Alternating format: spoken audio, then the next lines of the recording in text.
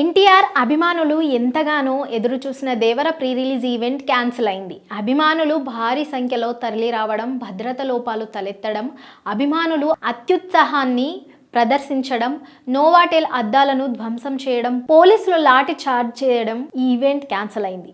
దేవర event cancel అవ్వడంతో అభిమానులు మరింతగా నిరుత్సాహపడ్డారు. నోవాటెల్లోని కుర్చీలు కట్టిన బ్యానర్లను ధ్వంసం చేశారు. అభిమానుల్ని పోలీసులు పరిగెత్తించి మరి కొట్టిన విజువల్స్ నెట్టింట్లో వైరల్ అవుతున్నాయి. దేవర ఈవెంట్ క్యాన్సిల్ అవ్వడంపై ఎన్టీఆర్ స్పందించాడు. అభిమానుల్ని ఉద్దేశించి మాట్లాడాడు. ఈ రోజు దేవర ప్రీ రిలీజ్ ఈవెంట్ జరగకపోవడం చాలా బాధాకరమని అన్నాడు. సమయం దొరికినప్పుడు మీతో దేవర మూవీ కోసం పడిన కష్టం గురించి అందరికీ వివరిద్దామని ఎగ్జైటెడ్ గా ఉన్నానని, కానీ చివరకు ఇలా జరిగిపోయిందని బాధపడ్డాడు.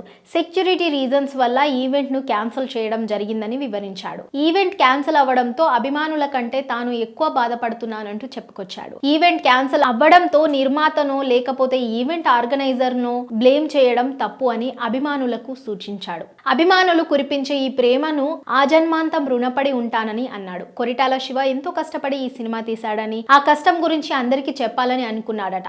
అభిమానులు కాలర్ ఎగరేసుకొని తిరిగేలా చేయడమే తన బాధ్యత అని అన్నాడు. ఈవెంట్లో కలవకపోయినా సెప్టెంబర్ 27న దేవర ద్వారా థియేటర్లో కలుద్దామని అందరూ చూడండి. మీ ఆశీర్వాదం దేవరకు నాకు ఉండాలని ఎన్టీఆర్ కోరాడు. అందరూ జాగ్రత్తగా ఇంటికి వెళ్ళండి అని అభిమానుల్ని వేడుకున్నాడు. అయితే పోలీసులు చేసిన లాఠీ చార్జ్ గురించి కానీ, అభిమానులు చేసిన విధ్వంసం గురించి కానీ ఎన్టీఆర్ మాట్లాడలేదు. ఆ విషయాలన్నీ కూడా మాట్లాడి ఉంటే బాగుండేదని సోషల్ మీడియాలో చర్చలు జరుగుతున్నాయి. దేవర విజువల్స్ చూస్తుంటే ఇకపై నోవాటెల్ సినిమా ఈవెంట్లకు పర్మిషన్ ఇవ్వదనిపిస్తోంది.